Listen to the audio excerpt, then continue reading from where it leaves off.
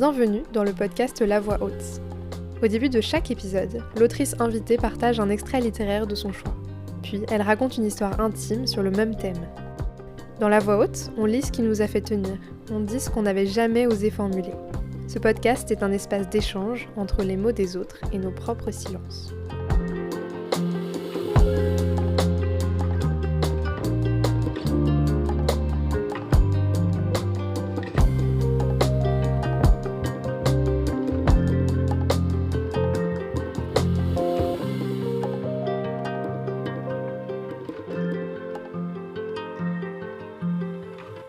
Les 4 poèmes que vous allez entendre ont été écrits par la poétesse italienne Margherita Guidacci, née en 1921 à Florence. Ils sont extraits du recueil Neurosuite, écrit en 1970, dans lequel elle revient sur son long séjour en hôpital psychiatrique. Elle a alors 49 ans. Insomnie.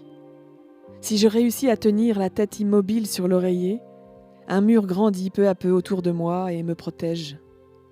Mais que je bouge, aussitôt tout est renversé. Le monde est une eau miroitante où sombrent de longs reflets sans fond. Des oiseaux sans sommeil se lamentent dans le creux de mes yeux. Il n'y a plus de toit, ils ont retiré même le ciel. Je suis nue et exposée comme un ver à l'assaut d'incompréhensibles furies. Orange.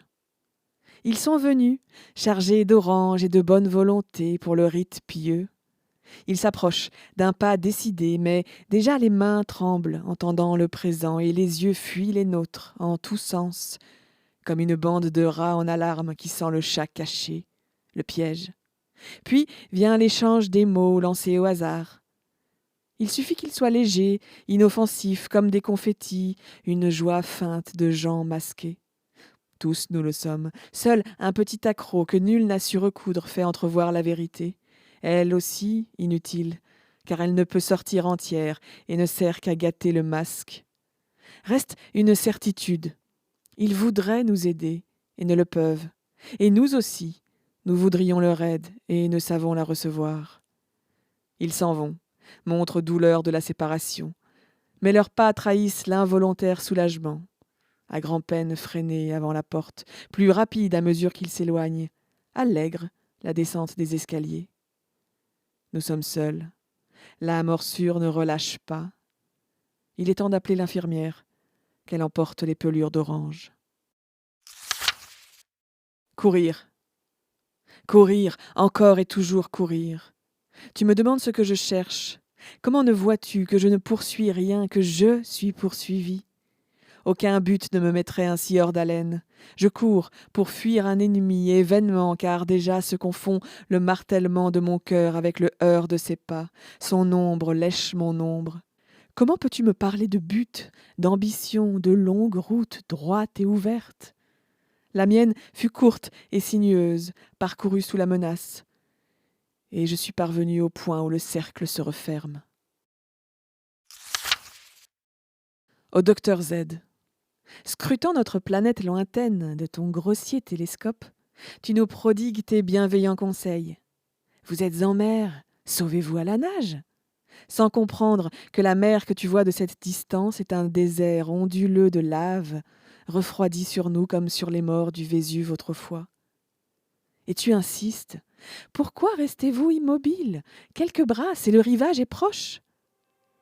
Apprendrais-tu à voler ? À un papillon emmuré dans des siècles d'ambre ?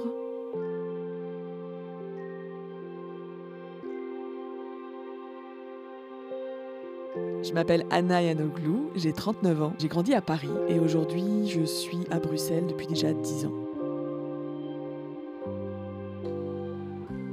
J'ai choisi de lire ces extraits parce qu'ils résonnent fortement avec ma propre expérience face à la souffrance psychique. Je grandis à Paris dans les années 90. Mon père est grec, ma mère est française. Mon père a voulu me nommer Anna parce que c'était le nom de sa propre mère qui est morte en le mettant au monde, qui est morte en couche. Et donc j'arrive avec un prénom déjà assez chargé. J'apprends cette histoire un peu dans le cours de mon enfance. Et mon père est quelqu'un qui, très vite dans sa vie adulte, tombe malade, est dialysé, fait face aussi, je pense, à ce qu'on pourrait appeler une dépression nerveuse non diagnostiquée. En tout cas, voilà, c'est quelqu'un qui porte un poids énorme et qui le fait porter aux autres. Et qui, peut-être parce que je suis une enfant très à l'écoute, me transmet pas mal de ses souffrances et beaucoup dans le récit de ce qu'il a traversé, ce à quoi il fait face, etc. Et moi, étant quand même une enfant très joyeuse par ailleurs, qui aime bien faire des blagues, mais avec un fond en parallèle, et ça c'est une chose hyper importante pour moi dans la vie, c'est que tout coexiste ensemble, et donc avec une hypersensibilité aussi, et une hyper empathie, et donc j'ai quelque chose comme ça de... Parfois je dis de manière hyper raccourcie que mon père m'a inoculé sa dépression, enfin il y a quelque chose de ce qu'un enfant devrait pas trop entendre d'habitude, voilà. Et donc ma mère essaye un petit peu de lutter contre ça. J'ai par exemple un souvenir où mon père me raconte, alors c'est même pas lui, mais l'histoire de sa grand-mère qui avait fait l'expérience de la guerre civile et qui me raconte des trucs. Et donc moi après je vais chialer auprès de ma mère en disant papa il m'a dit, et ma mère engueule mon père en lui disant mais elle a 6 ans, qu'est-ce que tu lui racontes ces horreurs quoi. Donc il y a quelque chose comme ça d'une force intérieure qui est d'une joie, d'une grande franchise, et puis quelque chose d'un peu plus insidieux, je pense avec le recul, qui s'insinue en moi d'une résonance de la souffrance de l'autre et du développement de ma propre souffrance psychique qui chemine un peu à travers les années. On est en 2013.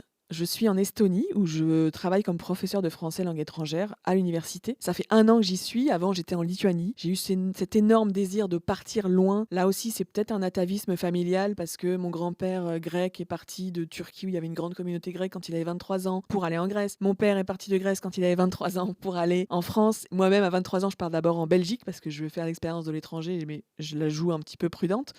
Et ça se passe bien, et donc là je me dis je vais partir plus loin. Et donc je suis dans les pays baltes, et j'entame ma 2e année en Estonie après un retour en France l'été assez fatigant. J'ai un compagnon estonien qui en fait lutte contre sa propre souffrance mentale, mais moi j'ai un peu minimisé le truc et j'ai un peu trop cru dans mes forces pour ne pas être vraiment touchée par ça. Et donc je rentre en Estonie, c'est le mois de septembre. J'habite dans un nouvel appartement parce que je me suis fait cambrioler dans l'appartement précédent. J'ai déménagé juste avant l'été. J'ai pas tilté qu'en fait cet appartement est situé tout au nord, en Estonie où déjà la luminosité est juste proche de 0. J'arrive dans cet appartement, l'hiver commence dès le mois de septembre, il se met à geler la nuit, et en fait j'ai un espèce de choc où là je commence à mettre des mots dessus, mais je ne réalise absolument pas l'ampleur de la gravité du truc. Je me dis là je crois que je commence à être, alors ce que j'appelle encore à l'époque en dépression. Mais je veux pas qu'on me gave de médoc, je suis loin, j'ai pas non plus de contact avec des médecins francophones ou même anglophones, c'est compliqué, etc. Et donc je me dis juste faut que je tienne. Et donc je tiens jusqu'en décembre. Enfin, en sentant que quelque chose progresse en moi. Au début, j'arrête d'écrire de la poésie parce que c'est trop proche de moi et ça fait trop mal. Et puis j'écris un petit peu à l'époque, j'écris un petit peu de fiction. À un moment, j'arrête ça aussi. Et en fait, je me rends compte avec le recul que j'essaye de m'assommer. Donc par exemple, je regarde des séries à tous les repas. Donc au petit déjeuner, au déjeuner, le soir, pour ne pas penser. Et voilà. Et je rentre à Paris. Et là, c'est trop gros pour y échapper. Là, il faut vraiment que j'aille voir un psy, peut-être même un psychiatre. C'est le début d'une errance médicale, alors assez ramassée dans le temps, mais qui est quand même très intense, parce qu'en gros, je tente via des gens que je connais, je tente via une psychologue que j'ai vue il y a des années, qui me renvoie vers son généraliste, qui lui-même, etc. Bon, et je fais un peu l'expérience de... j'ai l'impression d'être dans un labyrinthe dont je trouve pas la sortie, et la sortie étant trouver un ou une professionnelle de la santé mentale. Finalement, ce qui est pour le coup assez ironique, c'est grâce à mon père, qui est très médicalisé et qui est en partie responsable de ce qui m'arrive au long cours à ce moment-là, que j'ai le nom d'un psychiatre qui peut me recevoir. Parce qu'il y a énormément de démarches que je fais où en fait à chaque fois c'est non, je prends plus personne. Ce psychiatre, voilà, il est à Nation. Il accepte de me recevoir à 22h, quelques jours après la prise de rendez-vous que ma mère a pris pour moi, parce que je suis même plus en état d'appeler et de faire face à cette possible refus encore un autre. Et donc, on y va, elle vient avec moi, on prend le métro, je me souviens, c'est la ligne 6, donc c'est cette ligne aérienne du métro parisien, où quand on traverse la Seine, il fait nuit noire, la Seine est une espèce de magma pétrole, et j'ai vraiment l'impression que le monde entier va m'absorber, quoi. Il y a une espèce de peur, panique, de l'annihilation totale.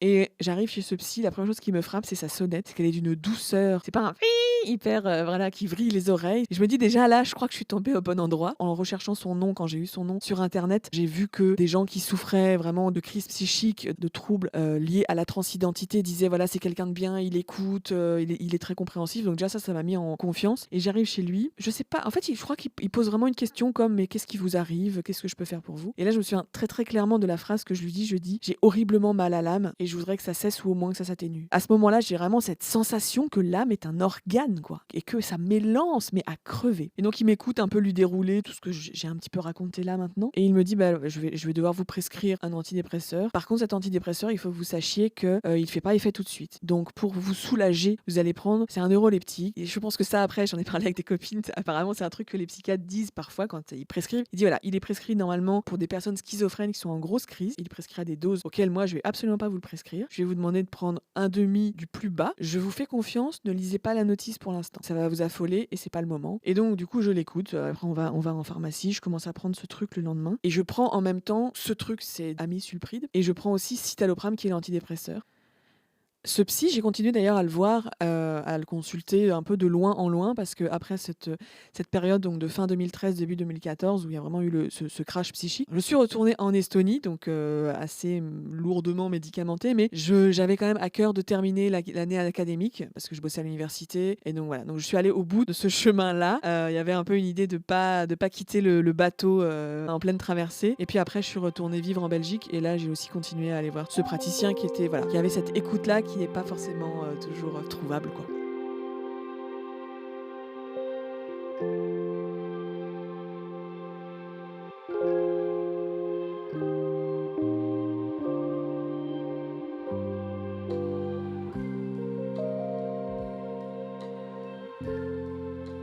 Et là, il arrive une chose assez incroyable qui m'est jamais arrivée dans ma vie, c'est que la nuit, je ne rêve plus. Et je me souviens du retour du rêve. D'ailleurs, c'était quelque chose d'assez qui me donnait un peu d'espoir, quoi. Il y avait une histoire de maison sur un fleuve. Donc c'était une maison, mais c'était quand même pas très stable. Et voilà. Et en fait, il pose pas vraiment de diagnostic strict, quoi. La dénomination, c'est vraiment quelque chose qui me tient énormément à cœur. D'abord en tant que poétesse, parce que mon truc, c'est de dire le mot juste. Quand il y a des espèces d'autoroutes comme ça, de la pensée, du langage, de termes que tout le monde dit, qui reviennent dans les médias, etc., c'est de questionner ça et de dire, attendez, mais qu'est-ce qu'il y a derrière? Et donc là, il y a quelque chose qui m'agace énormément, dont je suis parfois un peu coupable, c'est ce raccourci de il est en dépression, elle est en dépression, donc de l'état dépressif, et même de l'essentialisation avec l'adjectif il est dépressif, elle est dépressive, Franquin était un grand dépressif. Et il y a quelque chose d'une immuabilité qui est pour moi tout à fait erronée, parce qu'en fait il y a des phases, et aussi il y a quelque chose d'un état qui pour moi, encore une fois, c'est absolument pas juste, c'est pas un état, c'est une lutte. Donc moi souvent je dis, il m'arrive de faire encore avec des gens que je connais un peu ou moyennement, une sorte de coming out de la dépression. Je dis bah voilà, il se trouve que, et je dis, je lutte contre ce que la médecine moderne appelle dépression nerveuse. Et ça me permet, en ayant ces termes-là plus précis, aussi en disant, voilà, j'utilise ce vocable qui est pas forcément idéal. Bon, c'est le vocable qui est connu de tous, donc je fais aussi œuvre de compréhension et aussi d'économie de parole. Mais en fait, parfois, au nom de l'économie de la parole, je pense qu'on dit beaucoup de bêtises, quoi. On dit beaucoup de choses qui, au final, aggravent le mal, plutôt que de le nommer avec voilà, une longue phrase qui permettrait d'être plus précis et plus juste. Mais j'aime bien, j'ai développé un peu ça. Je sais que Churchill, dont je suis pas fan du tout, mais voilà, parlait de The Black Dog, pour dire le chien noir de la dépression. Je trouve que c'est pas mal parce qu'il y a cette idée d'une course qu'on retrouve un peu dans les poèmes que j'ai lus. Et donc là, c'est le chien noir de la dépression qui vous attrape les mollets et puis parfois vous arrivez à le semer, etc. Moi, j'aime bien parler du dragon, en fait, parce que bon, le dragon, c'est une créature plutôt mythologique. Le dragon, c'est un peu comme aussi l'hydre, il peut avoir plusieurs têtes, on en coupe une, elle repousse, etc. Donc c'est une lutte qui est jamais tout à fait terminée. La question de la dénomination, elle est aussi importante, je trouve, parce que évidemment, on est assez souvent exposé à des gens qui ne comprennent rien à les 1000 choses qu'une dépression nerveuse peut être, qui ont des images assez caricaturales de la personne qui n'arrive pas à se lever le matin, etc. Donc moi, en général, quand j'explique, je dis souvent que ça va de pair avec une hypersensibilité et que hypersensibilité veut dire que des fois, les capteurs qui sont tellement sensibles, bah, ils disjonctent en fait, et que c'est quelque chose qui submerge. Et il y a aussi un lien avec, on parle d'hygiène de vie, il y a aussi une hygiène mentale. Et donc pour moi, l'hygiène mentale, elle passe par le fait de boire pas du tout ou très peu d'alcool, et souvent dans des fêtes, de dire ah bah non, moi je bois pas en fait. Et ça, bah, ça génère souvent des retours de ah mais pourquoi, mais qu'est-ce que, enfin genre c'est quoi ton problème, quoi. On n'a pas forcément toujours envie au moment même d'expliquer parce que la personne n'est pas du tout disponible à entendre ce genre de choses. Mais en même temps, enfin moi, dans ces moments-là, je me dis toujours, ok, comment je pourrais être la plus pédagogue et en prenant quand même pas trop de temps non plus. Et je trouve que l'image la plus juste que j'ai pu trouver jusqu'à présent, c'est de dire, en fait, voilà, je prends un médicament qui me permet de fonctionner, qui me permet de mettre une sorte d'écran entre ma douleur psychique qui peut être intense et qui peut en fait m'ôter. C'est pas que ça peut m'ôter tout désir de vivre, c'est que ça peut être tellement intense que la course à la mort me semble la seule issue possible. Et que donc voilà, ce médicament met un écran entre ma souffrance psychique et moi, et que quand je bois de l'alcool, ça perce des trous dans cet écran, et que ça se traduit par une nuit qui va suivre la consommation d'alcool, où en fait, par ces trous, le monstre ressurgit, quoi. Il y a vraiment un truc de l'expérience d'une douleur, encore une fois, psychique si forte, ce qui est très dur pour les gens en général. En fait, je me dis, un organe, ce serait tellement plus simple de dire, tu vois, là, ça pisse le sang, là, c'est nécrosé, enfin, c'est un truc immatériel, là. Donc, comment on explique que ça rend les choses plus complexes, et ça demande de la part des gens qui écoutent de la sollicitude, une disponibilité qui n'est pas forcément le cas, aussi avec les médecins eux-mêmes, qui parfois vous mettent dans des ah non oui, vous êtes cette case, vous rentrez dans cette case-là, et voilà. Et ce qui peut aussi en retour générer un accroissement de ce sentiment d'isolement qui est déjà assez fort avec la souffrance. Moi j'aime bien dire souffrance psychique. En fait c'est marrant, encore une fois dans la médecine on dit la santé mentale. En fait ça désigne à peu près le contraire, c'est-à-dire la souffrance psychique, quoi. Enfin souffrance plutôt que santé, quoi.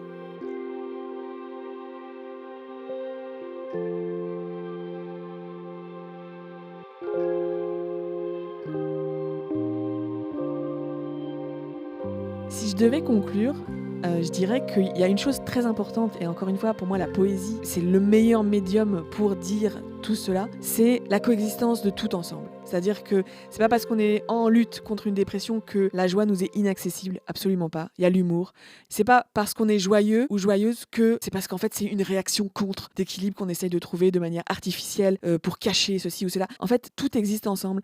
Si je peux donner un conseil à des personnes auxquelles des gens se confient en lien avec ce combat contre la dépression nerveuse, c'est quand on entend le « Ah on dirait pas, on n'aurait pas cru », c'est pas forcément le truc le plus intelligent à dire, et surtout qui va faire le plus de bien. Ça peut juste être je suis là en fait, si parfois tu veux parler, ou parfois aussi, ça c'est vraiment quelque chose d'important, alors c'est pour le coup vraiment quand on est dans parce que la dépression il y a des hauts, il y a des bas, quand on est vraiment dans une forme de bas, parfois ce qui aide le plus c'est de faire des trucs pratiques pour l'autre, genre si tu veux que je vienne chez toi et que je passe la spie, tu veux que je vienne chez toi et que je fasse la vaisselle. En fait, c'est des attentions comme ça qui peuvent être hyper solidifiantes à un moment où on est en train de se liquéfier complètement.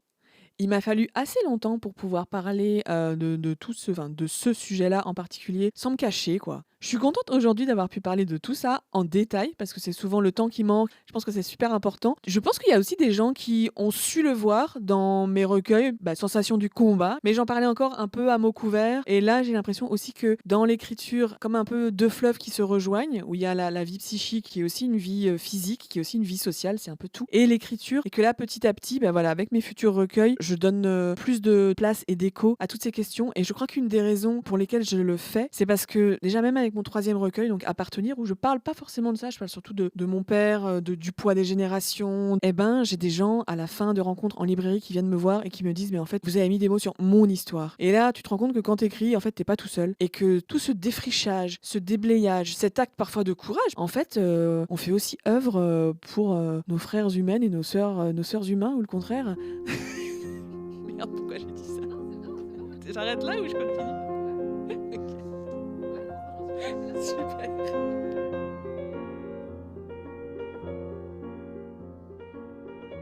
C'était La Voix haute d'Anna Ayanoglou, poétesse française d'origine grecque, installée à Bruxelles. Son dernier recueil s'intitule Appartenir. Il est paru aux éditions du Castor Astral en 2024. Les textes lus en ouverture de cet épisode sont extraits de Neurosuite, un recueil de la poétesse italienne Margherita Guidacci, écrit en 1970 en italien et publié aux éditions Arfuyen.